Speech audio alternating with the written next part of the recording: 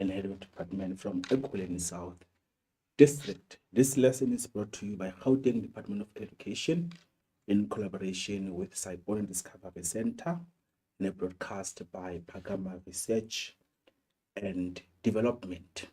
I welcome you to term 3. We are getting there. We are getting there.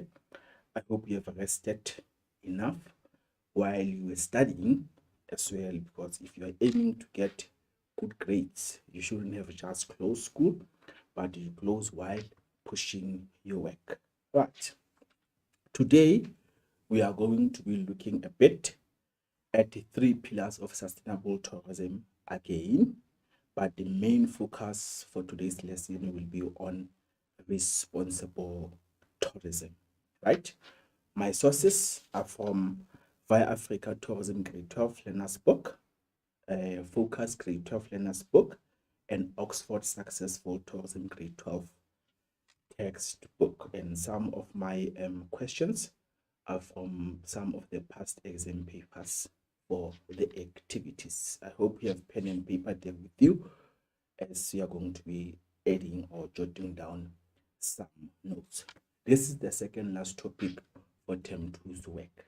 Then in week 3, then that's where you're going to start a bit with term 3's work, whereby you are going to be finishing the whole syllabus. Right. So the lesson objectives for today are as follows. We are going to be looking a bit, again, because there's a link between sustainable tourism and today's topic, which is responsible tourism. That is why I'm going back a bit to sustainable tourism. We are just going to remind ourselves a bit in terms of what do you mean, what is the concept or the term sustainable tourism. Then I will give you again a short background of the triple bottom line approach, right? Then we will look at the 3 pillars of sustainable tourism. Then we will look back a bit at corporate social investment in tourism context. And then the main part of today's lesson will be what? Responsible tourism, right? I tried a bit to combine these topics because there is a link. So you are going to come across this topic in your question 8 of your prelim papers and your final papers and matric rewrite next year for those who will be doing it. This is one of the difficult topics, especially for those people who did not do tourism in grade 10, right? So it is a bit challenging, but I'm hoping that I'll be able to assist you, right? We'll be looking at sustainable tourism and a short background of triple bottom line approach. We will deal again with 3 pillars of sustainable tourism, but there the main focus will be on the environmental pillar, right? Then we'll look a bit at corporate social investment. Then the main big part of the lesson will be on responsible tourism. I said when you're talking about sustainability, especially in tourism context, it is all about making optimal use of environmental resources, right? So that we can have them when in future. So it is all about us having to do what? To preserve what? The environmental resources that we have so that we can have them in future, right? Sustainability in tourism, it is also about the importance of maintaining the essential ecological processes so as to help to conserve what? To conserve means what? To protect, right? To protect the natural heritage and also our biodiversity, right? Remember we said biodiversity there, bio means what? Life. So we're going to be talking about the importance of protecting all the biodiversity that we have, all the wild animals that we have, and so on. So when we're talking about sustainability again, it is about respect, right, of social cultural authenticity of local people. So it is also about making sure that we respect all the different cultures that we have, especially to the places where we are going to be visiting as tourists, right?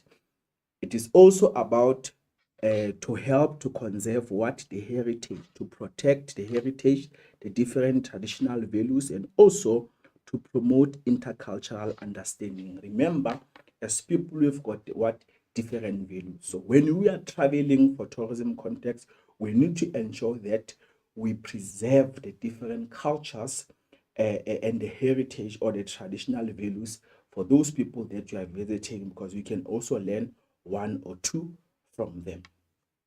Sustainability also is about ensuring long term, right? When we are saying long term, remember I said this is the link for what? For the future.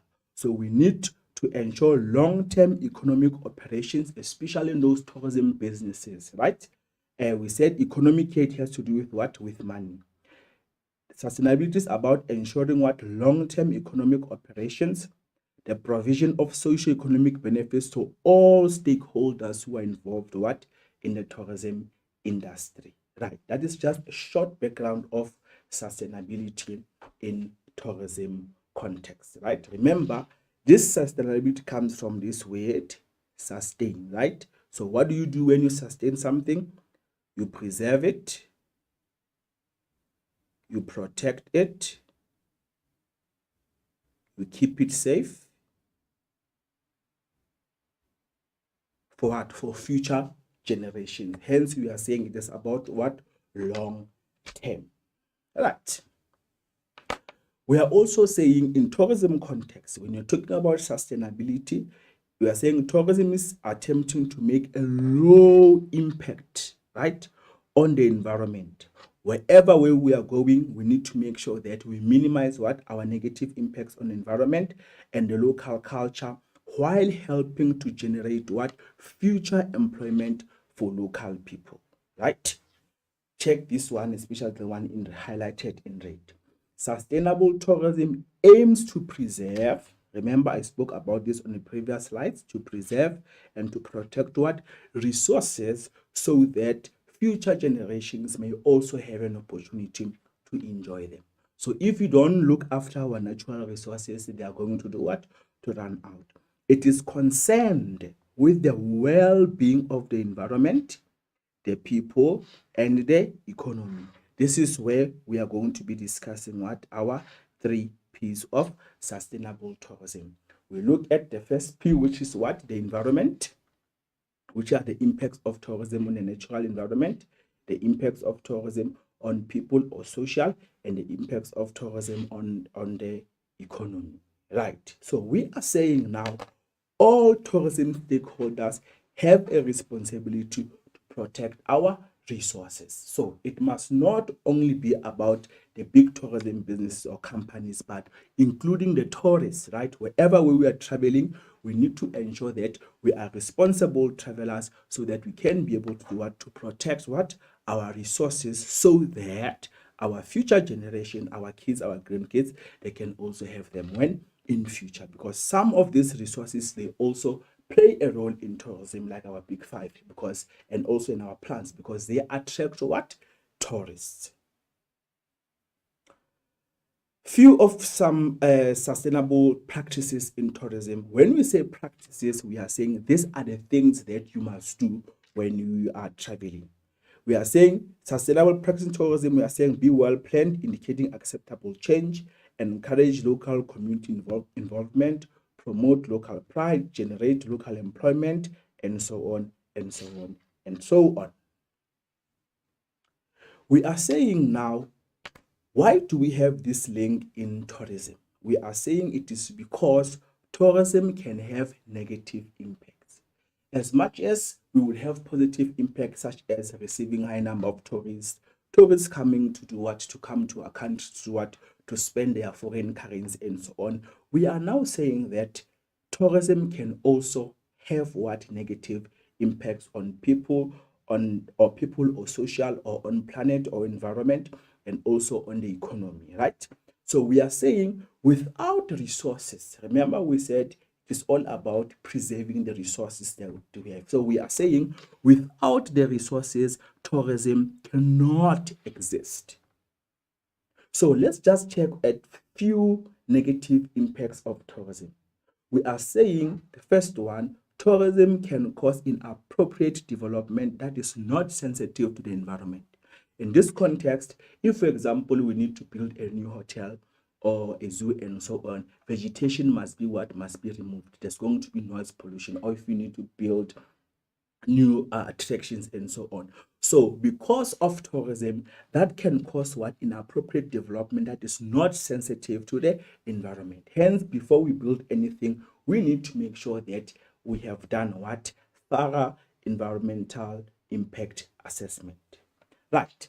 The second negative impact, we are saying tourism can cause loss or change to natural habitat, right? Remember, if you're going to come to an area to remove the vegetation, to move the animals and so on, we are disturbing what? All the biodiversity that lives within that particular area. So tourism can cause loss or change of the natural habitat. Tourism can also cause negative effects on wildlife, right? When we visit, for example, our parks, our zoos, and so on, and then we normally come away in big numbers. Remember there, we are saying that because of mass tourism, when you're talking about mass tourism, it is when many people visit a place at the same time. We come there and disturb the animals in their natural habitat, and that can cause what? Negative effects on the wildlife.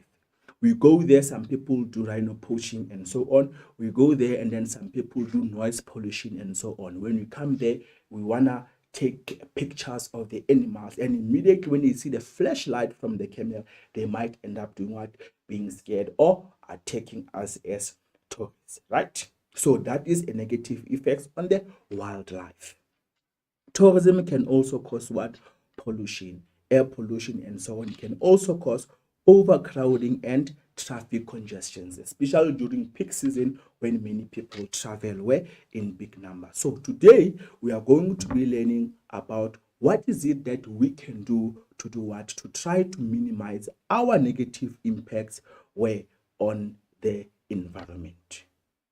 Why? Because without resources, tourism will not exist. Right.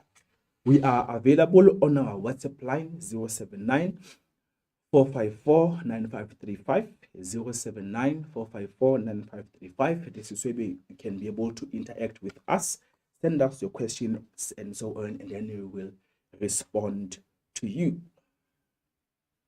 Right. We are still dealing a bit with sustainable and responsible tourism. Then there is a link or a new concept known as triple bottom line approach. So when we are talking about triple bottom line approach, we are saying it is an approach to business. So here, when we are saying a business, we are talking about what? Tourism business. So obviously, tourism business can be what? A B&B, a big hotel, a company offering maybe canopy tours, and so on.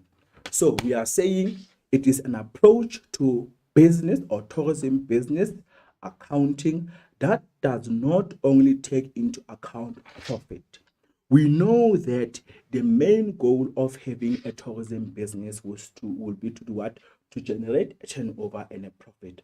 But now when we come to triple bottom line, here we're talking about three things. We are saying it is an approach to business accounting that does not only take into account what profit, which is found on the bottom line of the income statement, but also we are saying the tourism business must not only focus on the economic pillar or social pillar, but they must also focus on the what?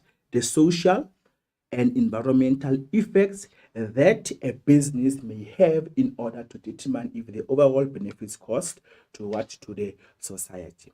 So we are saying the business must not only focus on the profit pillar or the economic pillar, but it also needs to do its own assessment in terms of what impacts are we doing, or as a tourism business are we having on the social or on the people?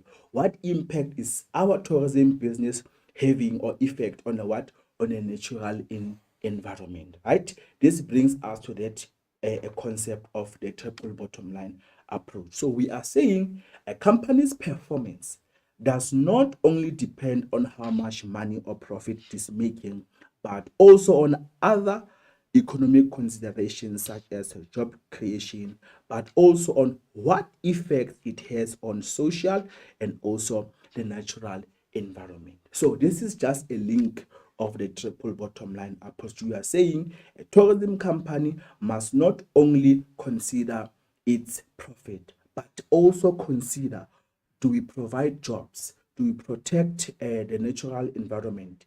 What strategies are we doing in order to preserve and sustain our resources and so on? We are also saying now, in terms of triple bottom line, we therefore need to protect the environment and also manage the effects we have on it, right? We need to protect the natural environment and manage what the effects we have on it. And also, tourism companies have to be aware of the economic and social effects they have on areas in which they operate. Before you start a tourism business, you need to ensure that the first preference in terms of employment, it must be the locals, people from the local area where the business operates, right? That's what we're trying to say. They should create economic opportunities. When you say economic, remember it has to do what? With money. The tourism business should create economic opportunities for themselves and the community so that they have what? Positive effects on local community. If you are a big B&B, then you are located in a township or a big tourism resident, you need to ensure that you also play a role in the community where your business is located. Right. There are our 3 pillars, right? Remember, a pillar, it is a supporting structure, right? Without one pillar, then it means we will not have what? Sustainability. So in terms of sustainability, we've got what? The 3 pillars, right? So here are our pillars. In grade 10, let me try to do this. In grade 10, we spoke about planet, we spoke about people, we spoke about profit. Please do not confuse this with the 7 P's of marketing mix. It happens time and again in my experience. Then in grade 12, now we are speaking about the 3 pillars again. But then now the planet pillar, it is replaced by environment. The people's pillar, it is replaced by what? By social. The profit pillar, it is replaced what? By economy. So we are saying the tourism assessment from the tourism business, we need to assess what happens on the, what impact do we have on the planet or on the environment? What impact do we have on social or people? What impact do we have on profit or on the economy? So it would be nice that now you're in grade 12 that you remember your pillars. Planet has been replaced by environment. People has been replaced by social. Profit has been replaced by economy. So those are the 3 pillars of sustainable tourism. Right. So we are saying the 3 pillars are used to measure the impact of a tourism business. The impact where? Impact on, number 1, social, impact on economy, and also impact on the environment. Right. So the 3 pillars are used to measure the impact of a tourism business, right? And we are saying that all stakeholders need to ensure that tourism is sustainable. If it is not sustainable, then it means that we are not going to be ensuring that all our future generation enjoy our tourism resources. Right. Let's just look at few environmental impacts of tourism, right?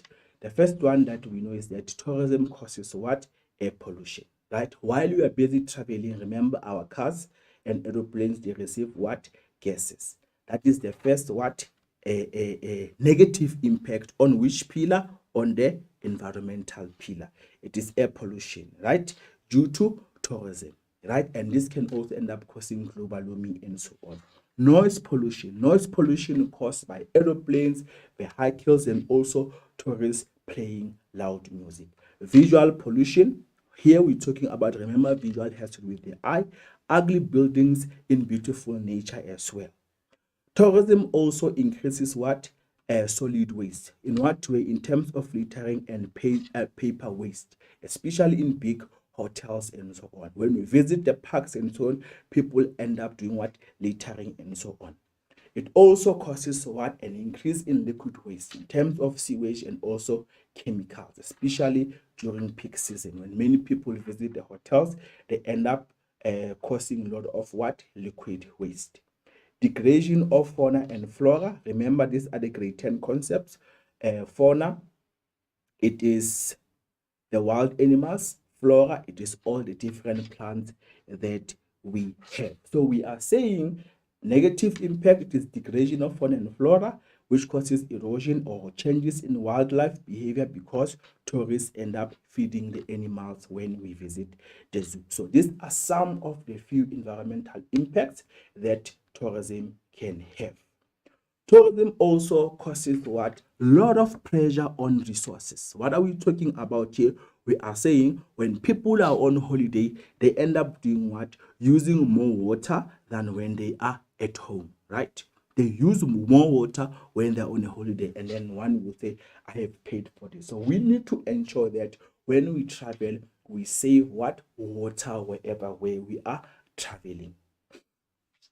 Tourism also causes loss of natural habitat, especially when you're constructing new tourism companies. It also causes traffic congestions, especially during peak season when many people are traveling. Vandalism, right? In terms of graffiti and so on, tourists end up picking up the plants and this ends up doing what? Destroying what? The authenticity of our places that we are visiting. So what are we saying? We are saying leave everything exactly as it is, only leave your footsteps and take only memories with you. Don't pick up the plants, don't write on our attractions, don't steal our objects, and so on. Right. I will come in terms of how can we minimize our negative effects. Now, I was just mentioning some of the negative effects that tourism can have on the natural environment. So, what is it that we can at least do? Remember, we said we want to do what? To practice what? Sustainable tourism, right? Sustainable and responsible tourism. So, we need to be responsible travelers. In terms of saving, remember we spoke about preserving water. For example, big tourism companies, they can start by fixing leaking taps, use indigenous plants in the gardens because they store water, encourage hotel guests to reuse the towels instead of washing them time and again, encourage showering instead of using a bathtub because we know a bathtub takes what? Sorry, a big amount of water. So these are few things that we can do when you are traveling, and we can also practice this there at home. In order for us to reduce our impacts on terms of air pollution, we can also encourage tourists to use public transport, right, or mass transport. Instead of all of us using our own cars, how about we just use one car if we can? Encourage tourists to use environmentally friendly transport such as walking or cycling. If we are doing this, then we are going to be contributing less to air pollution. Right. The whole of tourism business, again, in terms of waste management. Remember, we said there is a lot of waste. So we are saying the tourism company, in terms of reducing water wastage, they can try by reducing the use of paper by avoiding printing documents. So now let's opt to do what? To do PDFs and so on. Buy supplies in large quantities to reduce packaging. Use tap water instead of bottled water. We can also try to reuse items. For example, remember here we're talking about what? The 3 R's, right? The 3 R's of sustainable tourism. what are they? Obviously, reduce, reuse, and recycle. All right, the three R's. Reduce what? The amount of weight. Reuse what? Items. Recycle what? Items. So these are few practical things that tourism businesses can do. Reuse items such as refillable containers, product wrapping, gem jars, glass bottles, or also deliver things in crates, right? This will also help a lot in terms of buying time and again recycle items. So we are saying the tourism businesses, they can also provide what? Separate plastic, glass, and paper waste bins for the guests, because unless we give them that, then they will end up littering. We're also saying that the tourism business, right, they need to have strategies for litter control, such as providing bins and also encouraging tourists to place litter in the correct bins for recycling. In terms of pollution, the tourism businesses should use fewer chemicals that pollute the groundwater, and types of waste such as motor oils, batteries, electronic waste should be handled by professional waste management companies. The tourism business can also try to have an environmentally friendly building. So in your preparations, when you want to build a new hotel, attractions, ensure the following. When designing hotels and so on, the tourism planners should use local material and natural lighting.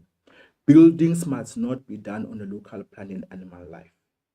Also use indigenous plants when planning a garden for a new hotel, as they use what? Less water and are part of our natural heritage. So these are some of the few things, practical things that we can do in order to try to minimize our impacts, especially on which pillar? On the environmental pillar. Then we move a bit to the impacts of tourism on the economy, which is pillar number 2, right? We are saying we've got few impacts of tourism businesses on local communities. The first one, it is inflation, right?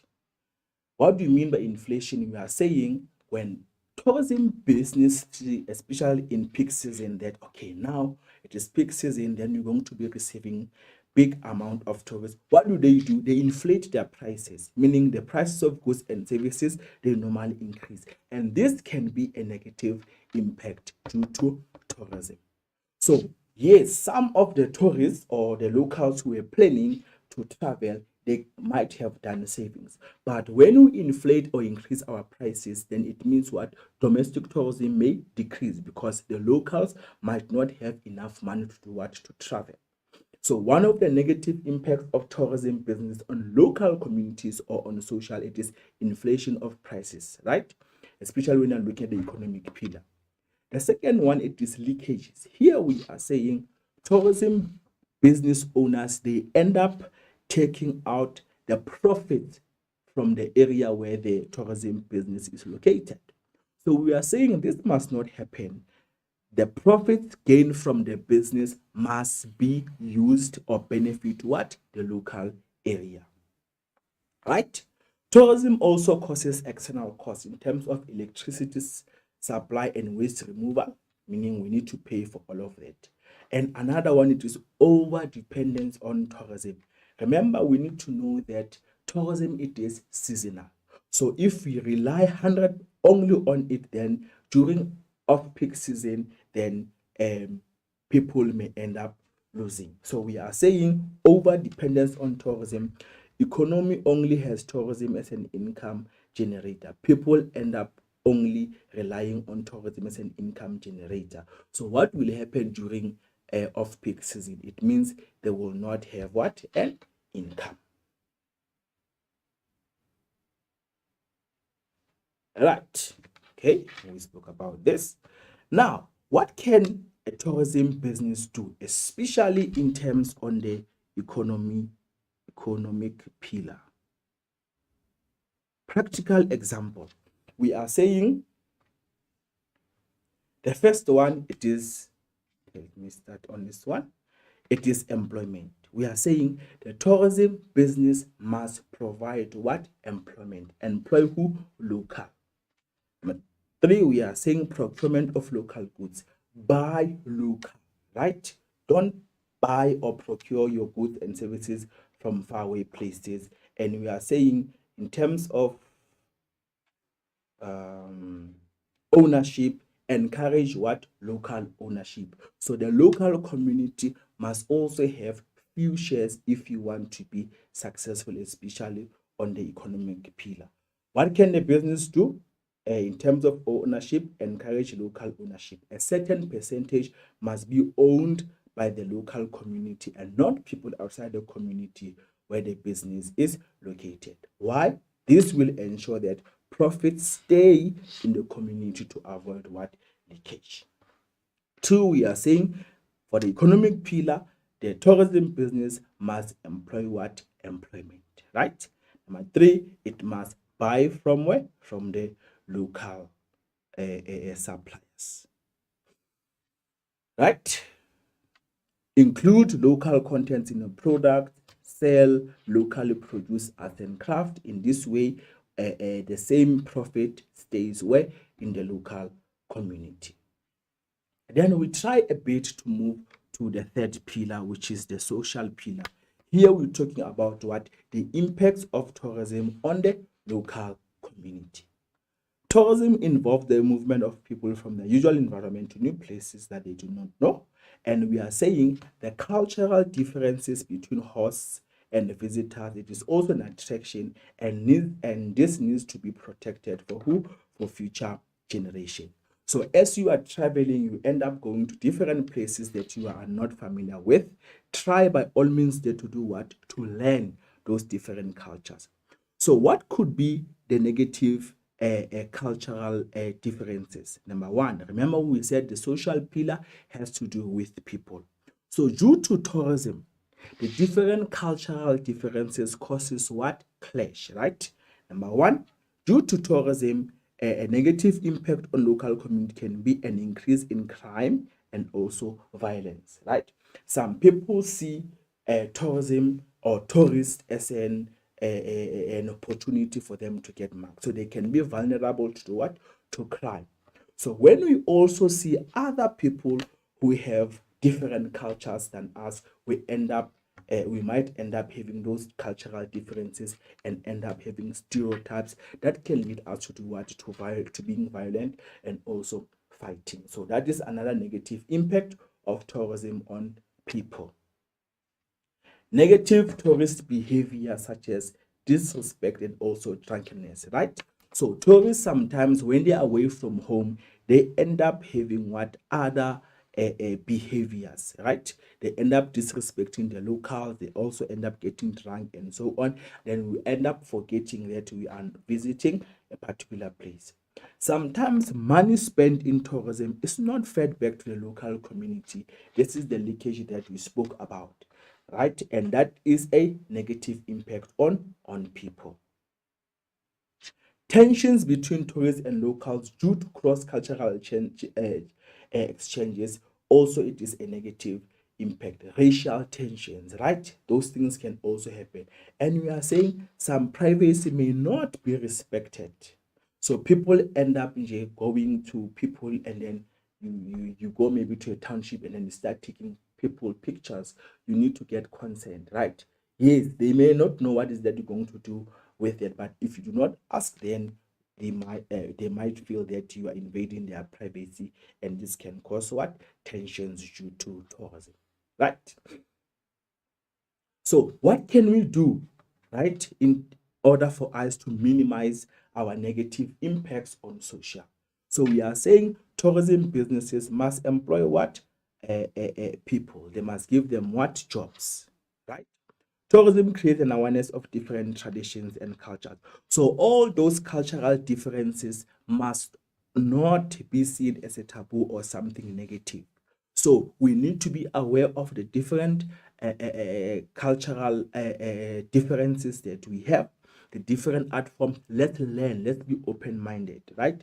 So that we can be able to have a sustainable tourism. Also, we are saying another positive thing is that as we interact, right, with the locals, we are saying tourism helps to create an understanding between what the different cultures that we have, as we are saying we're going to be learning from the art. Local communities end up absorbing new ideas, interests, and values from tourists. So this can be a positive thing. Local community takes pride in their own culture. As they are teaching us their own cultures, then they're going to take pride in their local culture. Also, tourism leads to promotion of education and development of the local cultures. And we're also seeing the last one, money generated from tourism can be used to upgrade what? The local community. So these are some of the positive effects that tourism can have on which pillar? Pillar number 3, which is the social pillar. Right. After 2 minutes, I'm going to be back. Let's just take 2 minutes break. Then we are going to be moving to what? To the main part of today, which is responsible tourism. I had to go back a bit to cover those things that we did last time, because this topic, it is a link between sustainable tourism and responsible tourism. I will be back just now. Remember, I said we are available on our WhatsApp line 079 454 9535. 079 454 9535. Send us your questions. I'll be with you just now.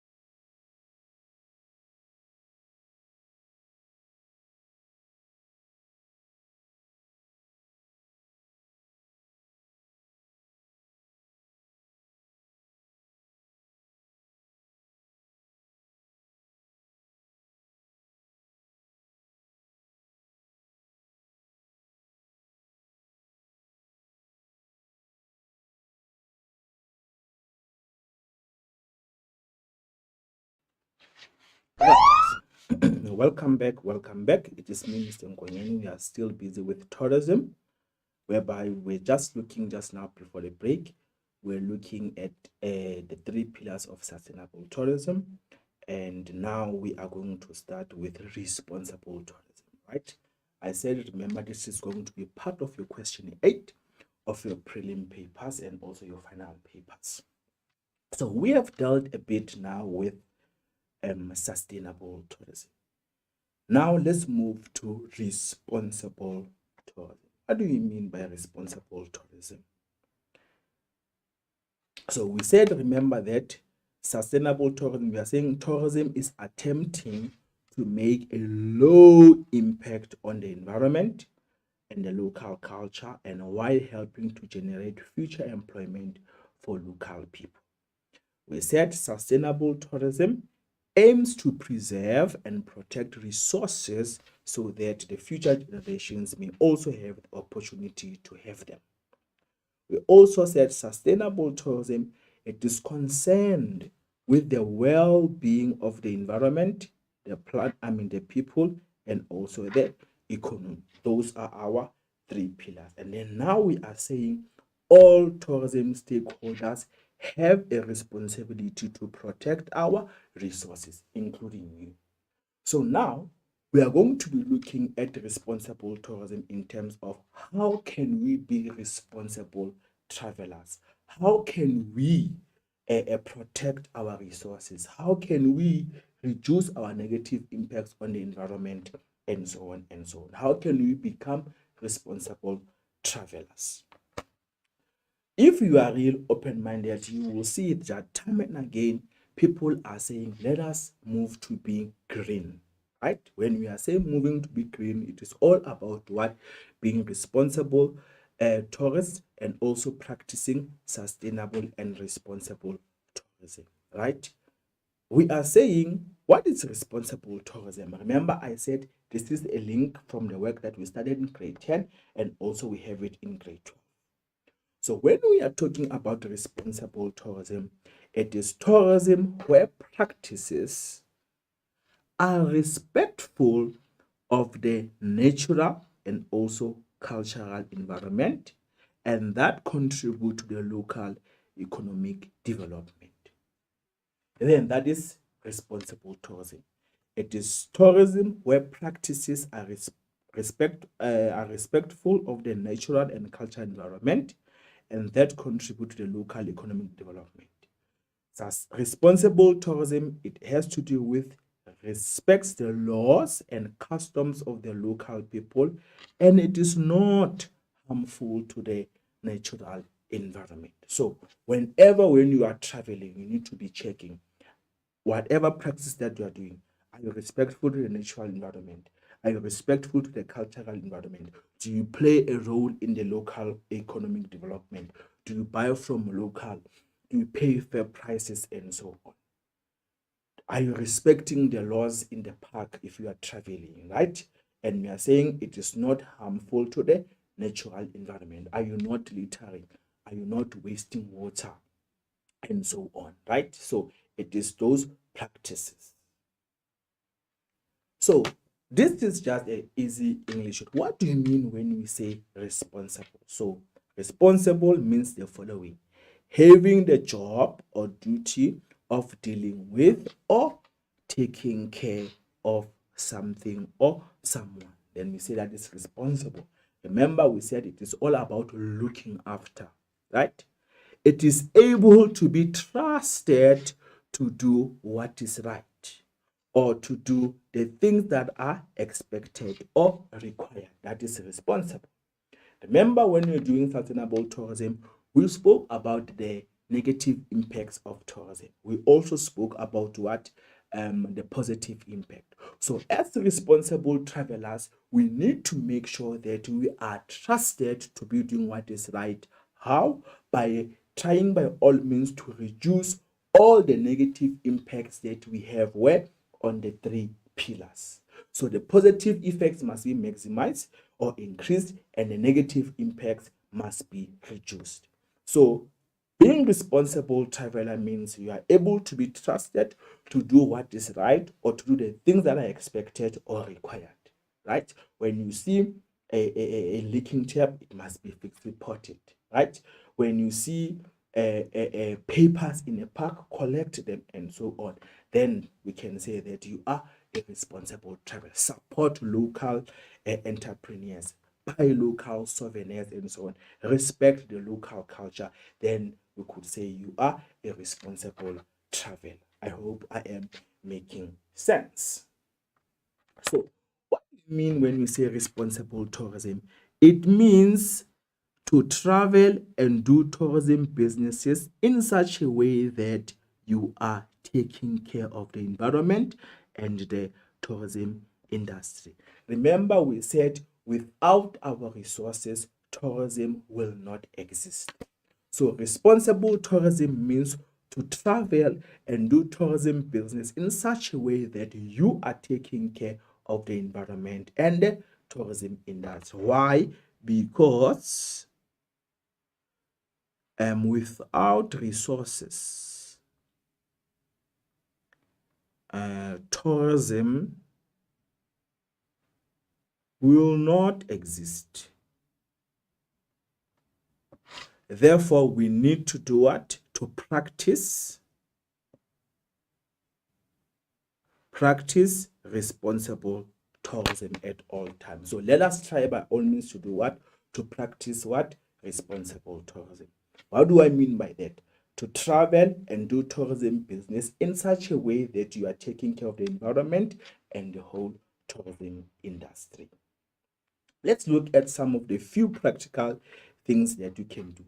Let's go back a bit here. We spoke about the negative impacts of tourism. Another one, we said there's a demand for land. In what way? More and more land it is used for tourism. Tourism can cause a destruction of the natural environment. Tourism also contributes to pollution. Tourism also contributes to ecological congestion, which causes what? Erosion, overloading of waste removal and sewage systems. Tourism causes overuse of resources such as water, and also the destruction of buildings due to neglect, right? These are some of the environmental impact of tourism. Another impact of tourism, inflation. Remember, this one has to do with the economic pillar. And you also said some people, they over depend on tourism. Obviously, this is going to be part of the impact on the economy and social pillar. Undesirable activities, as you said, drunkenness, making noise, and so on, and not respecting the local culture and so on, competition, consumption behavior, and also commercialization of tourism as the local culture. So these are some of the negative things that we have on tourism. Look at this, for example, at this picture. This is what we've got, what? Littering. This is not attractive to an eye at all, but you normally see this in parks. After having a braai and so on, people end up littering and so on. So when you see paper, please collect. When you are going to a park to have a nice time, make sure that you've got also those dustbins. The papers that you use, the plastics, then collect all the litter together so that you leave that plane clean. Remember, we said we are practicing being what? Green, right? We need to be green travelers because these are people who are environmentally conscious. Another negative impact, obviously, this, as much as it can be a positive thing in terms of money, this is a beach, right? Look, it is fully packed. This may not be attractive to an eye, right? Crime can happen here. People are littering. People are disrespecting each other due to tourism. So these are some of the practical negative impacts of tourism. Now, let's check what is it that we can do. How can we now be responsible tourists or responsible travelers? So we are going to be looking at responsible tourist behavior towards the environment, right? Responsible tourist behavior towards the environment. Behavior has to do with the way we do things, right? Meaning when you are traveling. Right. When we are focusing on which pillar here, hence I started with the 3 pillars, right? We are focusing on the environmental pillar. What are we saying now, Mr. Nkoyen? We are saying tourists are stakeholders in the tourism industry, right? They are part of us, and they must play a role in ensuring that our environment is protected, right? Tourists are stakeholders, right? Meaning they are partners in the tourism industry, and they must play a role in ensuring that our environment is protected. Second one, tourists must be responsible travelers. I explained earlier what we mean by responsible tourism. So by practicing, remember we were talking about what? Our tourist behavior. So by practicing responsible tourism, tourists can be able to limit or reduce the negative impacts that tourism may have on the natural environment.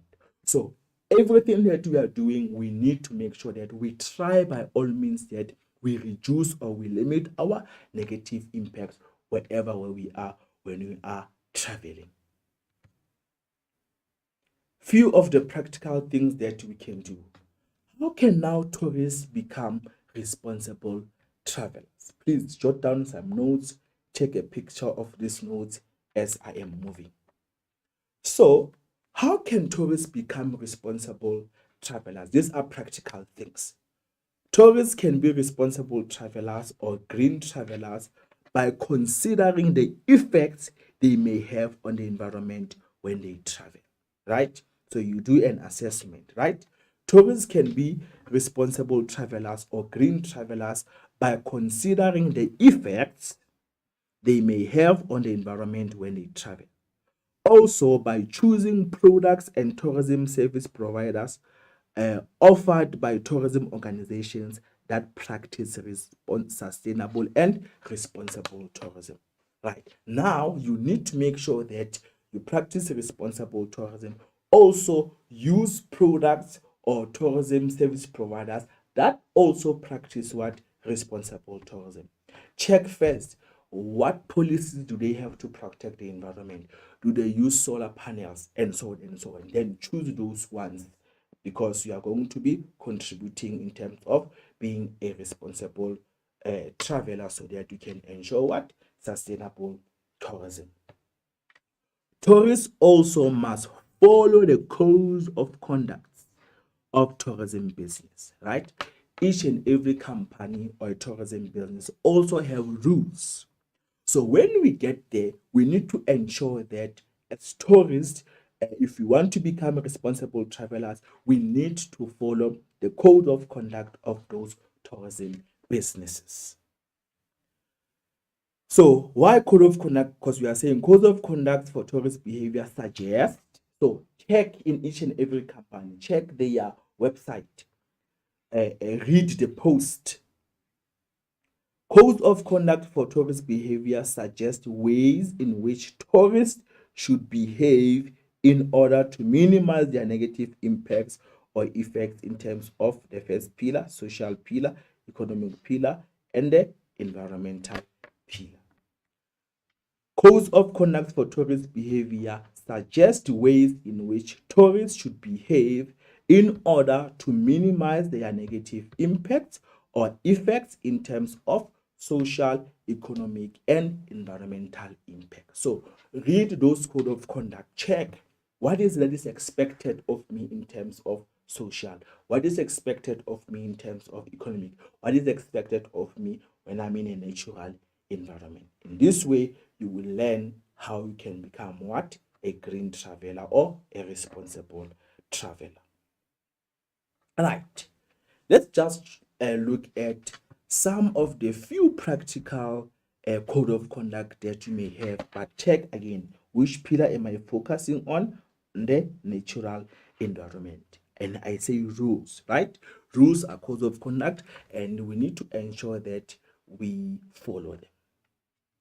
The first one, they are saying do not remove plant or animal material from the area that you are visiting, right? Remember, we said when we go to a zoo, for example, there are plants and animals. We are going to their natural habitat, so we must not go there and disturb it. Sorry. So what can we do? A company may have the following rule: do not remove plant or animal material from the area. Sometimes you must not even touch the animal, right? Remember, we are going to be disturbing them.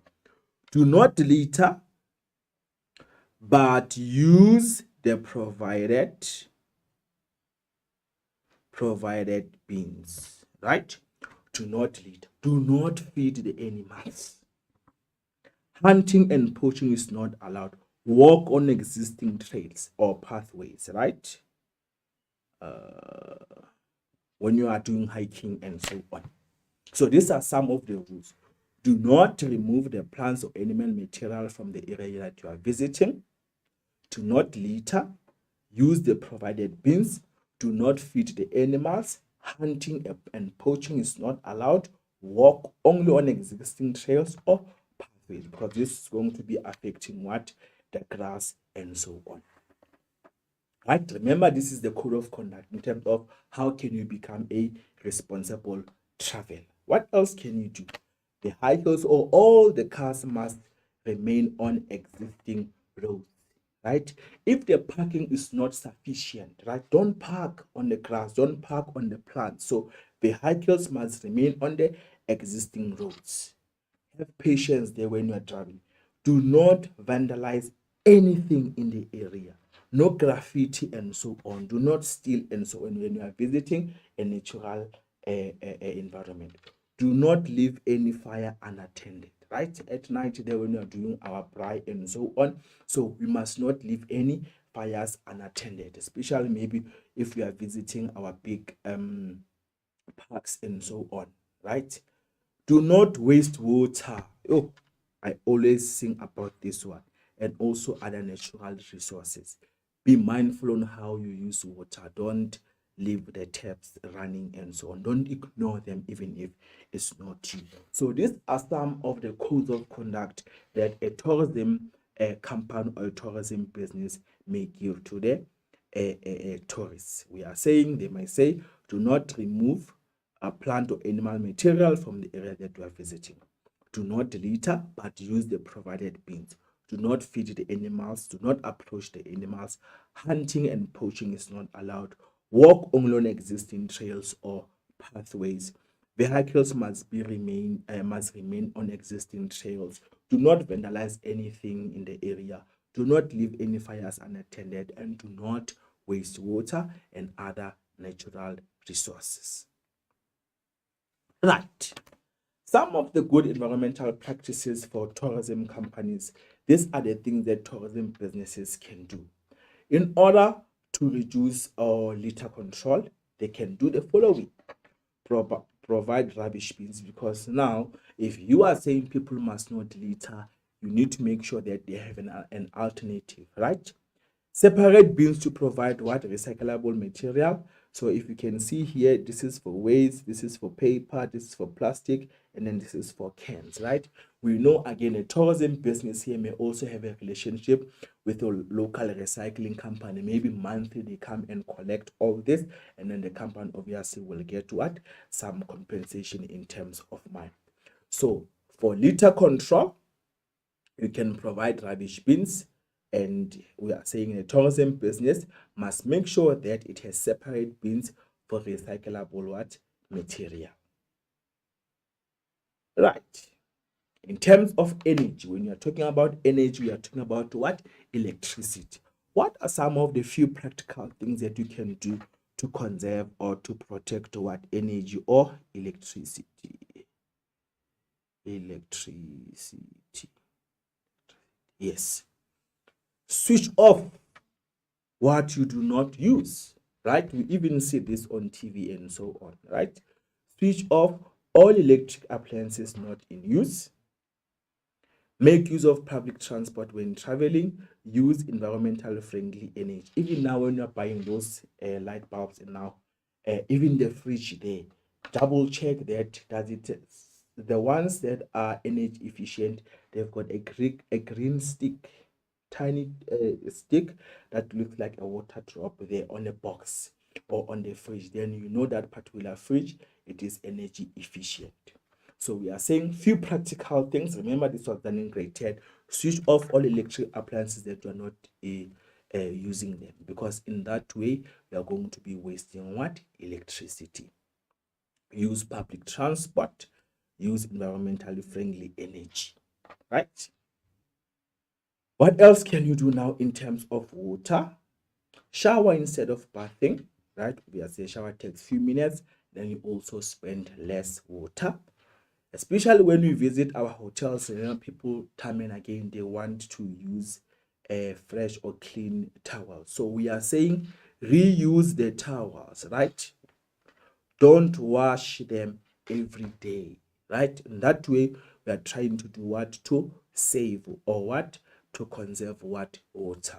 Remember, we said we are available on our WhatsApp line 079 454 9535. We are busy with tourism right now, whereby we are looking at sustainable and responsible tourism, right? In terms of conserving water, what is it that you can also do? Use refillable water containers with tap water. For example, I was using this just now, right? Instead of just throwing this, I can use this time and again and again and again to just refill my water, right? Ensure that taps are properly turned off. Tourism businesses, remember, at times they also pay for water. So all those small drops that you are also leaving there at home on shopping malls and so on, if you are not turning it off, then it means you are wasting water. So ensure that taps are properly turned off when you are traveling. Fix the leaking taps and so on as soon as you can. Remember, it is a scarce what resource. Be aware of local resources and use them responsibly, right? These are some of the practical things that you can do on the natural pillar, right? Do an environmental impact study before building new complexes and hotels, right? Before you build, check what impact will this tourism business have on the environment when you are removing the vegetation and so on. Buy fruit and vegetables from farmers in the local area. This is for big hotels and so on, because remember, you need to cook and so on. So support local.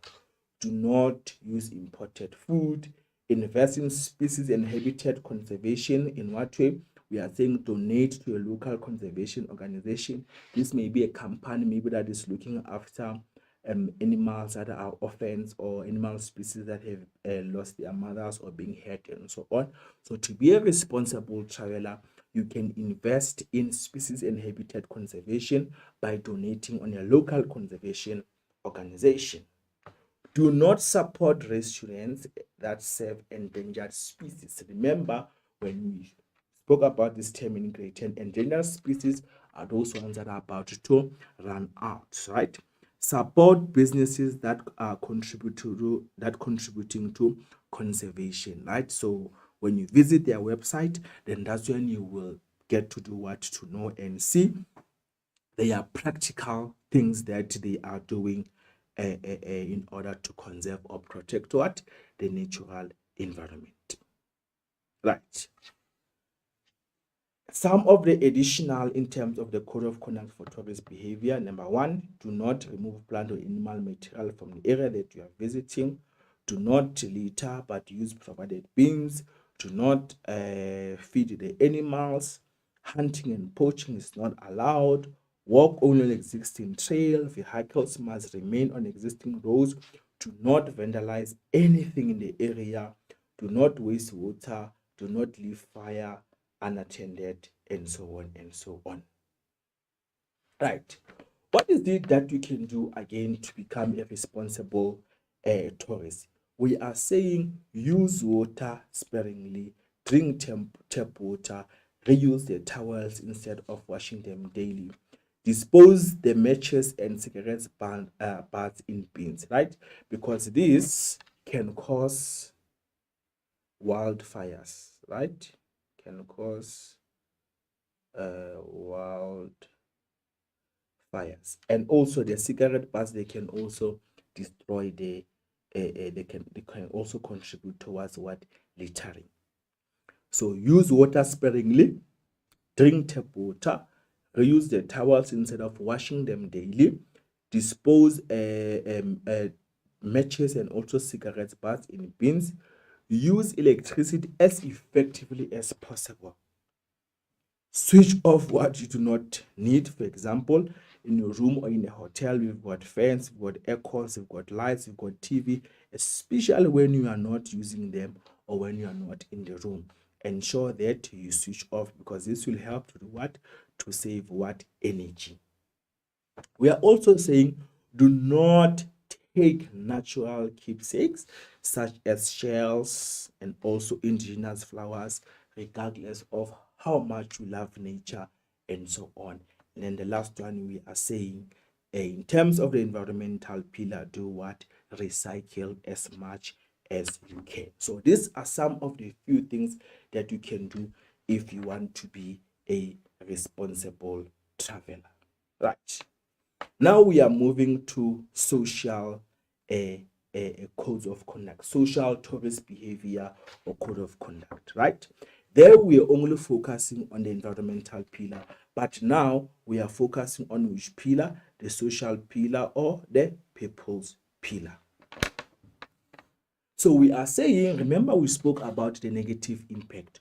To avoid those negative impacts, we are saying one thing that you can do is research the culture of the area that you are intending to visit, right?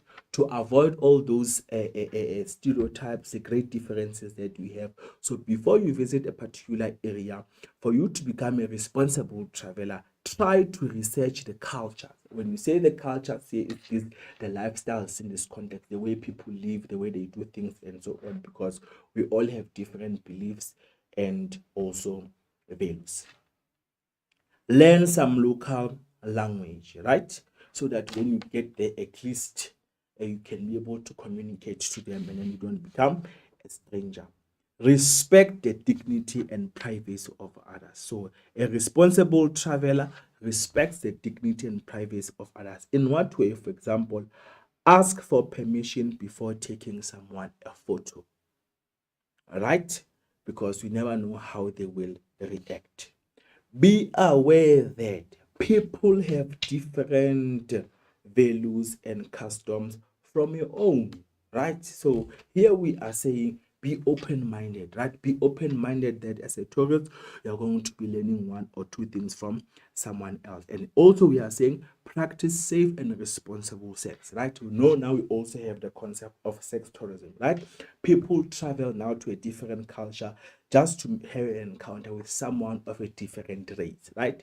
Now this is happening. So we are saying, as a responsible tourist, ensure that you practice safe and responsible tourism, right?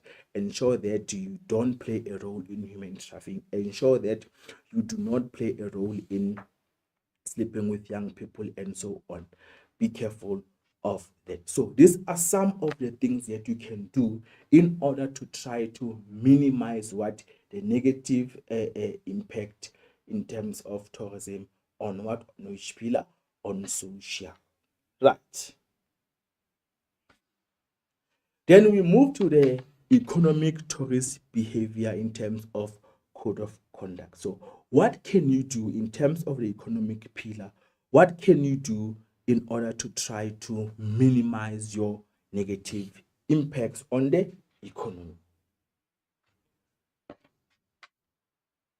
We said it is the economic pillar or the profit pillar, right? Economic tourist behavior or code of conduct. We are saying, what is it that you can do in order to reduce your negative economic impact? Purchase souvenirs directly from community markets and crafters, right? Remember, a souvenir is a memento, something that you can take that will remind you of a trip or where you were or the experience. So a role that you must play on the economy, we are saying, buy from local community markets and crafters. Try the second one, try to experience local cuisine in the local restaurant. Cuisine here is what? Local food, right? Pay fair prices, right? Pay fair prices or at least negotiate, right? Remember that that person is also trying to make profit and so on. And then we are saying donate to local charity instead of giving money to beggars, right? When you are there busy traveling. So this is some of the few ways or things that you can do if you want to conduct yourself or practice sustainable and responsible tourism in terms of the economic pillar. Purchase souvenirs directly from local community and crafters. Experience the local cuisine in local restaurant. Pay fair prices. Donate to local charity instead of giving money to beggars. So these are some of the things that you can do in terms of the economic pillar. Right. Now we are also saying that how can now tourism businesses attract environmentally conscious tourists? We spoke about the three pillars of sustainable tourism. We spoke about responsible tourism. We spoke about the positive and negative impacts of tourism on economy, social, and also on the environment, right? We also spoke about different ways or different things that we can do in order to try to reduce our impact on those three pillars, right? We also looked at the different codes of conduct or the things that we can try to do in order to minimize our negative impact. Now, we are coming to whereby we are going to be looking at now how can, right, tourism businesses attract environmentally conscious tourists. So what things now can tourism businesses do in order to try to to attract what green travelers, right? People who are environmentally conscious. We are saying the first point, all over the world, tourists are becoming more and concerned with sustainability. I explain what is that. Tourists now are now becoming green travelers all over the world, right? All over the world, tourists are becoming more aware and concerned with sustainability. As a result, they are more concerned whether tourism destinations are implementing, right? This is about practicing, right? Or responsible tourism, right? As a result, tourists are more concerned whether tourism destinations or tourism businesses are implementing responsible tourism practices. What are the things that you, as a tourism a destination or business, you are doing in order to implement responsible tourism practices? So we are saying tourism destinations or businesses can attract the right type of tourists by marketing the destinations as responsible tourism destination. But they need to ensure that they are actually doing implementing responsible tourism. So now we're going to answer that first question in terms of how can tourism businesses attract what environmentally conscious tourists? We need to be aware that now people are becoming more and more concerned with sustainability and the importance of being green and protecting what the environment, and also ensuring that we preserve our natural resources. Right. So these are few things now that a tourism business can do. Number one, collect rainwater, right? Collect rainwater or use grey water. We know those big JoJo tanks that we have. Remember, water, it is expensive nowadays. So the tourism business can use those JoJo tanks, the green ones, to collect rainwater. And then that rainwater, we can be able to use it to irrigate or to water what? Our plants, and also to do some of the laundry or washing. The tourism business, again, can use solar panels. Remember, here we are trying by all means to also attract what? Environmentally conscious tourists. So once they see those JoJo tanks, once they see that you use solar panels, once they see that you have recycling stations, then obviously, automatically, they will see that, oh, this is a tourism business that is environmental conscious, and then they will be attracted to your business. So collect rainwater or use grey water, use solar panels, have a recycling station or stations, support local community upliftment projects. This will be part of corporate CSI, corporate social responsibility, or is corporate social investment. So we are saying the tourism business can attract tourists by doing what? Supporting local community upliftment projects, and by also ensuring that local job creation it is done. The tourism business must also practice fair labor practices, right? People must be employed fairly, people must not be exploited, the tourism business must run smoothly, and so on. Pay fair wages, right? Pay fair wages or salaries. So they must be worth it. If you want to attract what? Environmentally conscious tourists, you would make sure that you also pay fair wages. Ensure that you are clean. You are a clean and sustainably managed company that offers what? Authentic tourism experiences. So these are some of the few things that tourism businesses can do in order to do what? To try to attract what? To attract what? Environmentally conscious tourists. Collect rainwater, use solar panels, have recycling stations, support local community upliftment projects, provide jobs as a tourism business, practice fair labor practices, pay fair wages or salaries, ensure that you are a clean, sustainably managed company that offers authentic tourism experiences. Right. Then we move to the last thing before the activities.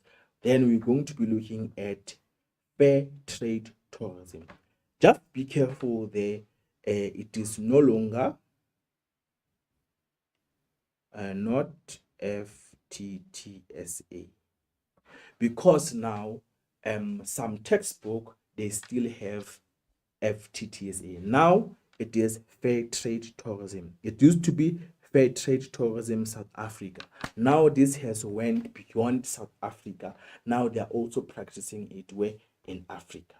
So what is fair trade tourism? Let me just show you the next slide, whereby you're going to be seeing what this is, the logo, right? The new logo of fair trade tourism, right? There it is.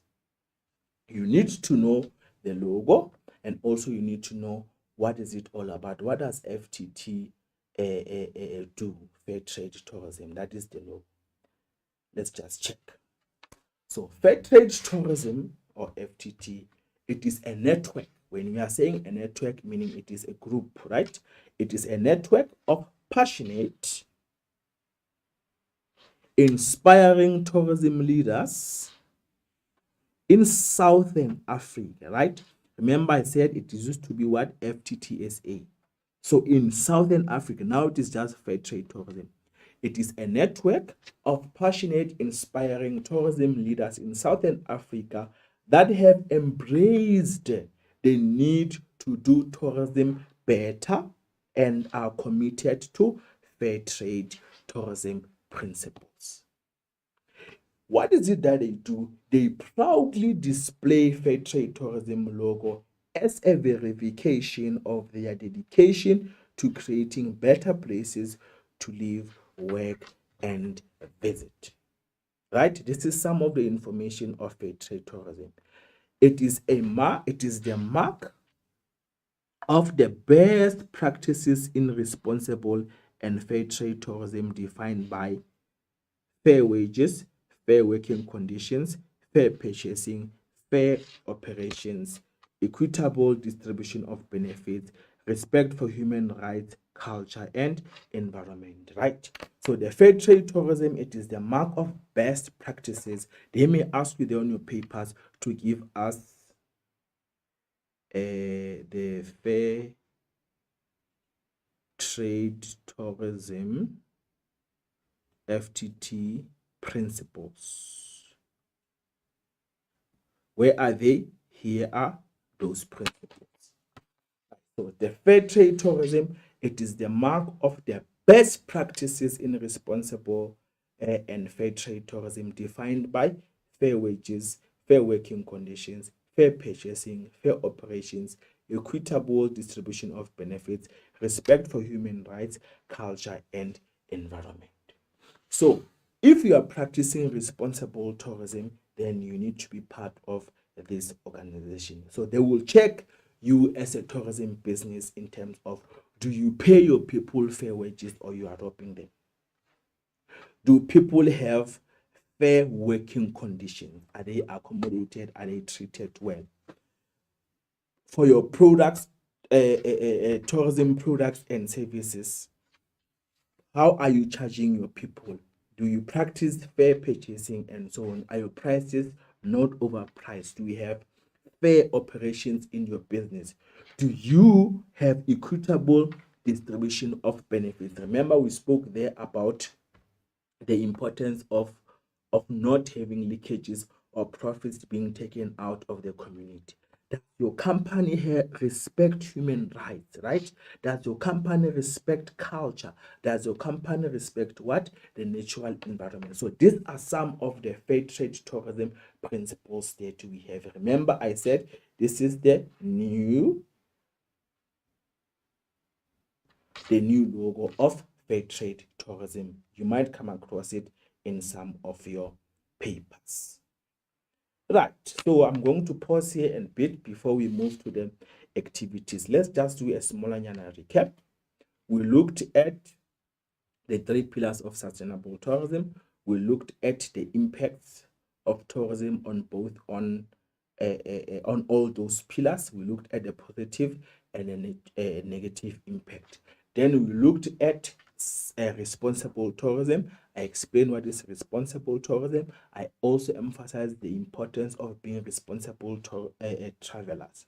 We need to protect our resources. We also moved to the things that tourists can do, or the code of conduct that tourists can do when they are in a natural environment.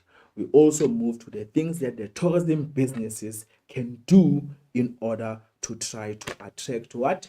Environmentally conscious tourists.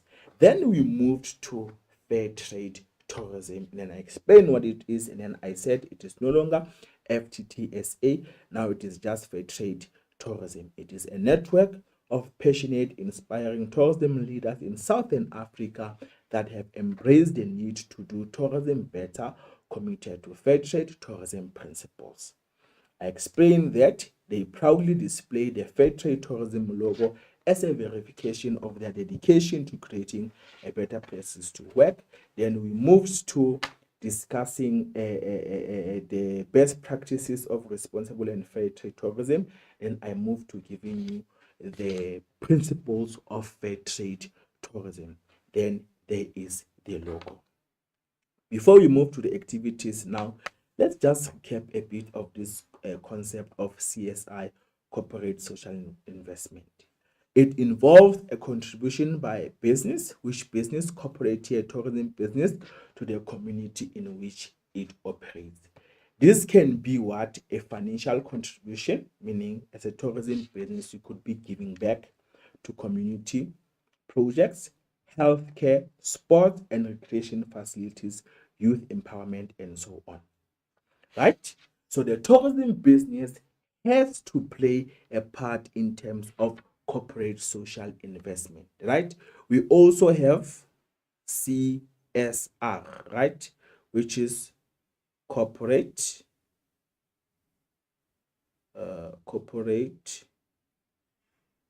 social responsibility. We have this in business studies, but in tourism we have what? Corporate social investment. We are saying that all tourism business, they also need to be involved to the community in which they operate. So you give back. So this giving back can be in terms of financial contribution or non-financial support. Non-financial support can be doing volunteer work by company representative. For example, on Nelson Mandela this past week, people were also giving back for Mandela Day. So a tourism business can also participate on that. Maybe you can donate sporting equipment, furniture, or other items that you may need. Let's just now look at some of our activities. Right? Read the statement below, the first one. Read the statement below and answer the questions that follow. We are saying destinations can play a part in supporting the international year of sustainable development. In a paragraph, explain how tourist destination can use the triple bottom line approach regarding the following: transport, education, and job creation. So that's what we're supposed to explain. Remember, when you're talking about triple bottom line, you are talking about what? The 3 pillars. Let's check now what is it that tourism companies can do. In terms of transport, right? Check here, they are discussing what? The pillars. Here's the environmental pillar. They are saying destinations can find alternative mode of transport that is not dependent on the use of fuel. For example, what? Bicycles. Remember, I spoke about this, that you can use other forms of transport. Then I said use what? Public transport. So they are saying you can also use mass mode of transport such as trains and buses instead of what? Cars. In what way? Because we know that trains and buses, they take what? Big numbers. Support companies that use carbon efficient aircraft or vehicles. In terms of social pillar, like what I'm doing now, in terms of transport, so we can say you can provide skills, what? Development, education, upskill people, right? In terms of different things that they can do in order to protect the environment, right? In terms of the economic pillar, we are saying the tourism businesses can do the following. They can provide what? Economic and entrepreneurship opportunities. In terms of education, remember when you look at our question, right? Because the first bullet, you had to just give us the few points. Then the second bullet is in terms of education. And then the third bullet is in terms of job creation. You will get to see this memo later. Then let's move to 8.2.2. State two ways in which hotel guests, right, can play part in responsible use of resources while staying in a hotel, right? These are some of the questions. As you can see, they are from past exam papers. And these questions, they need you to read and read and read, right? Study your notes and so on, come with practical. Let's just check the memo there for 8.2. The question is, state two ways for 4 marks, meaning each answer is just with 2 ways in which hotel guests. Now, this is about you. How can you now become what? A responsible travel. 2 ways in which hotel guests can play a part in the responsible use of resources while staying in the hotel. Let's check what is it that you can do. Right, number 1, tourists can conserve energy as far as possible. Remember, we said switch off and so on and so on. Limit and reduce water usage. How? Turn off the taps, use bottled water and so on. Shower instead of bathing and so on. Make use of recycle bins to marks. Reuse the towels. Follow the towel policy. Remember, I said don't wash them time and again. Guests must adhere to environmental practices of the hotel. So when we have given us like this, then we only mark the first 2 that are correct. All right. So as you can see, these questions are very linking to what we were discussing. 8.3. A successful BNB, again, remember you'll be given what? Case studies with tourism businesses, right? Hence, they are using hotels, BNB. A successful BNB, it is located 1 kilometer away from a school that offers tourism as a subject. Suggest 2 ways in which the owner can support the tourism learners by practicing what? The principle of CSI, or corporate social investment, right? What can a tourism business do? Let's check. There they are saying the tourism business can offer learnership to these learners, right? They can offer free tours to the BNB, right? This is just corporate social investment. Offer work placement, offer casual part-time employment, partner with the school for the maximum benefits such as mentorship, guest lecturing, offer financial support. This is some of the things that a tourism business can do in terms of corporate social investment. Now we move to the second activity, right? Just try to zoom it there at home as well. Match the pictures of irresponsible, right? Remember we spoke about responsible tourism.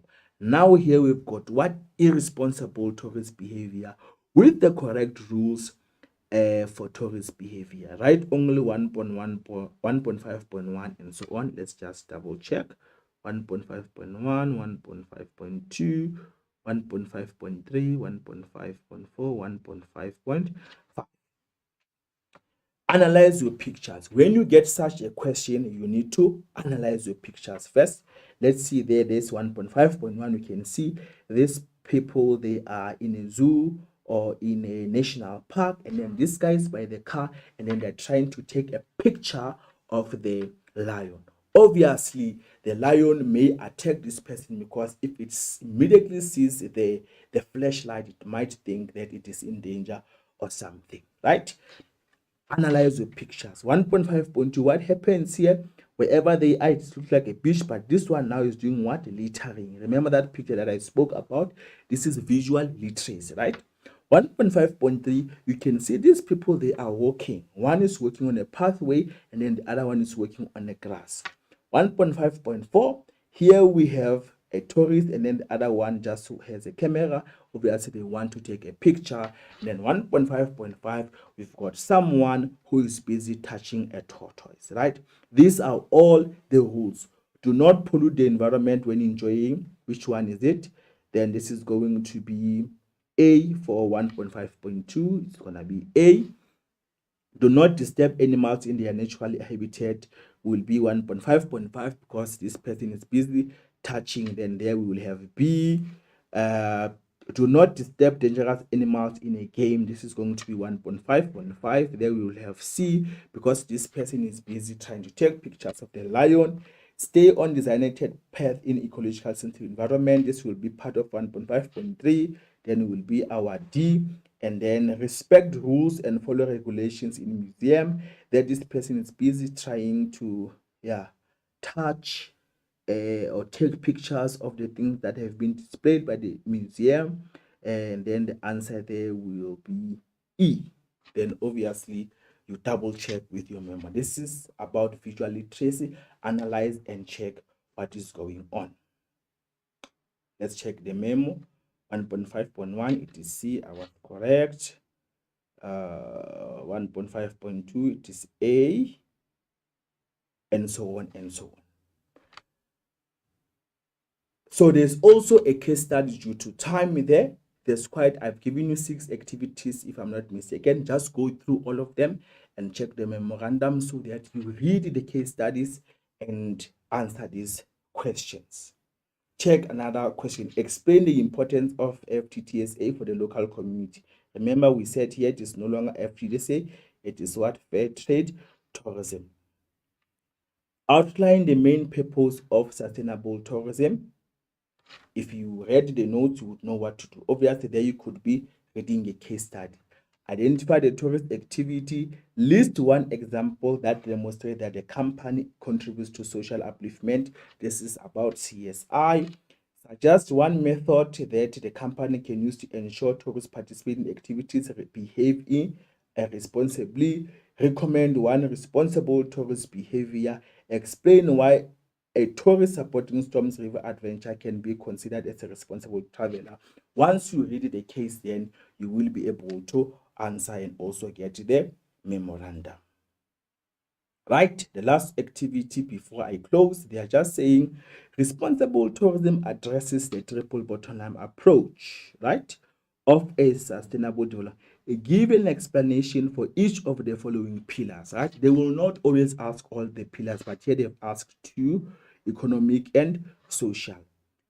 Explain one action that tourists can help to reduce the effects on global when you plan a whole day. Then give 2 examples of green energy. Then you will see, right? I'm going to pause here for now up until we meet next time, right? I'm going to say today we have learned about sustainable tourism. Above all, we learned about the responsible tourism and the things that we can do in order for us to become what? Responsible travelers. Hashtag remember Gini Batembe Wena. Hashtag remember that you can do this. Hashtag remember that into Ingawe you can do this. Let us become what? Responsible traveler. I will see you next time. Thanks for watching. Thank you. Done.